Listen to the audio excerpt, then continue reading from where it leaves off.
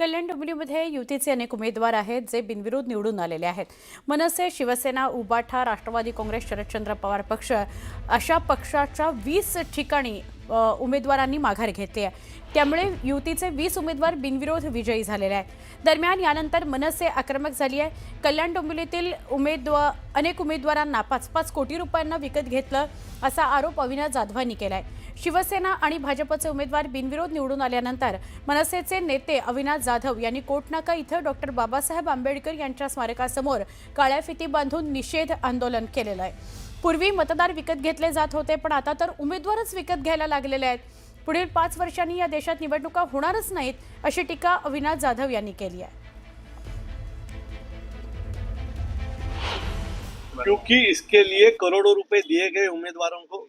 पहले तो जो इलेक्शन ऑफिसर है उनका इस्तेमाल किया गया, जितने भी अपक्ष के फॉर्म थे वो उड़ाए गए छोटे छोटे कारणों की वजह से, और जो बचे उनको आज खरीदा गया, खरीद फरोख्त हुई। 5-5, 7-7 करोड़ रुपया एक पार्षद के लिए दिया गया।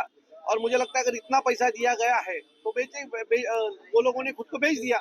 पहले ऐसे होता था, पहले इलेक्शन में वोटर को खरीदा जाता था, आज उम्मीदवारों को खरीदा जा रहा है। एका बाजूला आपण बघतोय की आता निवडणूक आयोग या सगळ्याची चौकशी करणार आहे की इतके सगळे जण बिनविरोध निवडून कसे आले, आणि दुसरीकडे आपण बघतोय काय झालंय ते काय आरोप अविनाश जाधव करतायत ते। तर थेट बोलूया आपण अजित मांढरे यांच्याशी। अजित, या सगळ्याविषयी काय बोलावं लागेल? आतापर्यंत ही फक्त चर्चाच होती, पण आता अविनाश जाधव स्वतः आरोप करतायत की 5-5 कोटी उमेदवारांना दिले गेलेत। सुवर्ण, हा आरोप जो आहे याबाबत आणि ज्यावेळेस या सगळ्या घटना घडत होत्या, पडद्यामागून सगळ्या घटना घडत होत्या का, तेव्हा काल पहिले न्यूज लोकमतने काल सकाळी 11च्या सुमारास या पद्धतीची बातमी दिली की मनसेचे उमेदवार एक करून मागे का घेत आहेत, उबाटाचे उमेदवार एक करून मागे का घेत आहेत, कशा पद्धतीनं मागे सगळं खेळ सुरू आहे, काय नेमकी कारणं आहेत, या सगळ्या गोष्टी आपण काल साधारणपणे 11 वाजताच दाखवल्या होत्या। आणि जो आकडा आपण दाखवत होतो की साधारणपणे कल्याण डोंबिवली महानगरपालिकेमध्ये महायुतीचे 15 ते 20 उमेदवार बिनविरोध निवडून येतील, आणि तेवढेच उमेदवार बिनविरोध निवडून आलेले आहेत। याचं कारण म्हणजे या सर्व गोष्टी ज्या आहेत या आधी ठरल्या होत्या का, हा जो प्रश्न नागरिक विचारतायत त्या प्रश्नाचं उत्तर त्यांना या कालच्या सगळ्या गणितांवरून मिळालं असेल। आता झाला विषय तर मनसेचे डोंबिवली शहर प्रमुख मनोज घरत यांच्यावर आता थेट आरोप केला जातोय। संजय राऊत यांनी आरोप केलेला आहे, अविनाश जाधव यांनी त्यांचं नाव न घेता आरोप केलेला आहे की 5-5 कोटी रुपये शिवसेना आणि भाजप या दोघांनी देऊन यांना विकत घेतलेला आहे। पण यावर त्यांच्याशी आम्ही संपर्क केला, त्यांच्याशी बोलण्याचा प्रयत्न केला। त्यानंतर कोमल नीलम दाभोळकर आहेत ज्या डोंबिवली पश्चिमेच्या मनसेच्या उमेदवार होत्या, अशा जवळपास 9 ते 10 उमेदवार आहेत ज्यांच्यावरती आरोप केले गेले आहेत की त्यांनी शेवटच्या क्षणी पैसे घेऊन उमेदवारी माघार घेतलेली आहे। पण यावर जेव्हा मनसेच्या मोठ्या नेत्यांशी आम्ही बोललो तेव्हा त्यांचं असं म्हणणं पडलं की हे आरोप आहेत, या आरोपांना आम्ही योग्य उत्तर देऊच, पण या सगळ्या उमेदवारी मागे घेण्याचं कारण म्हणजे उद्धव बाळासाहेब ठाकरे शिवसेना पक्ष आहे।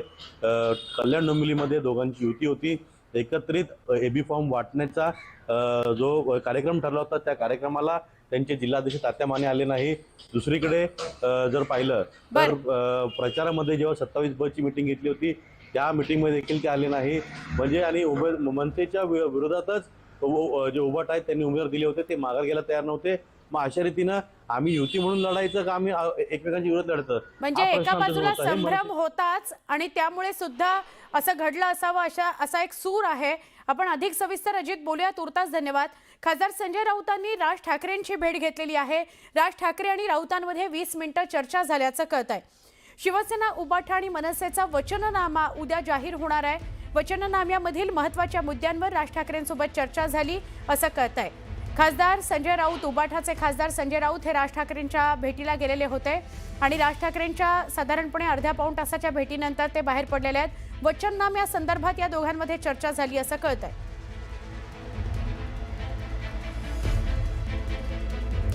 मुंबईमध्ये भाजपकडून तरुण उमेदवारांना संधी दिली गेली आहे। 27% 40 वर्षांहून कमी वयाचे उमेदवार दिले गेलेले आहेत।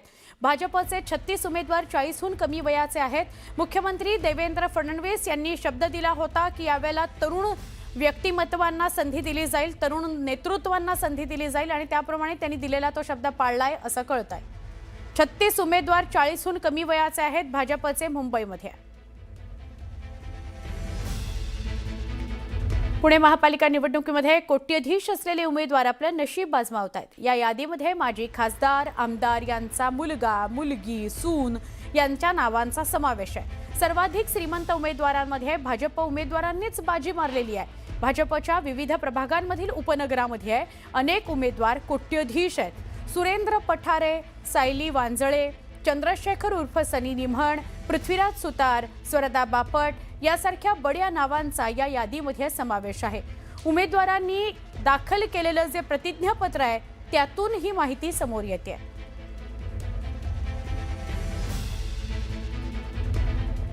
भिवंडी निजामपूर शहर महानगरपालिकेच्या 90 जागांकरता 23 प्रभागांमधून होणाऱ्या सार्वत्रिक निवडणुकीत भाजपने उमेदवार बिनविरोध निवडीचा विजयी षटकार ठोकलेला आहे. प्रभाग क्रमांक 17 मधून सुमित पाटील यांनी बिनविरोध निवडीचा श्रीगणेशा केला. प्रभाग 16 मधून परेश उर्फ राजू चौघुले, प्रभाग 18 मधून अश्विनी फुटाणकर, प्रभाग 18 मधून दीपा मडवी, तर प्रभाग 18 मधून हिंदू मुस्लिम ऐक्याचा संदेश देत भाजपच्या तिकिटावर अबुसाद उर्फ लल्लन शेख हे आणि शेवटचे म्हणजे 6वे प्रभाग 23 मधून भारती हनुमान चौधरी या 6 जणांनी मतदान निकालापूर्वीच बिनविरोध निवडीचा विजयी षटकार लगावला. म्हणजे आमचे अध्यक्ष असतील, आमची पूर्ण भारतीय जनता पार्टीची टीम आहे, सगळ्यांनी मिळून काम केल्यामुळे हे यश आलंय आणि ही आमची सुरुवात झाली असं आम्हाला वाटते. कारण का येणाऱ्या 15 तारखेला अजून आम्हाला मेहनत करायची आहे आणि 16 तारखेला सगळ्यात जास्त आणि सगळ्यात चांगला रिझल्ट हा भारतीय जनता पार्टीचा असेल, आम्हाला आता विश्वास झाला.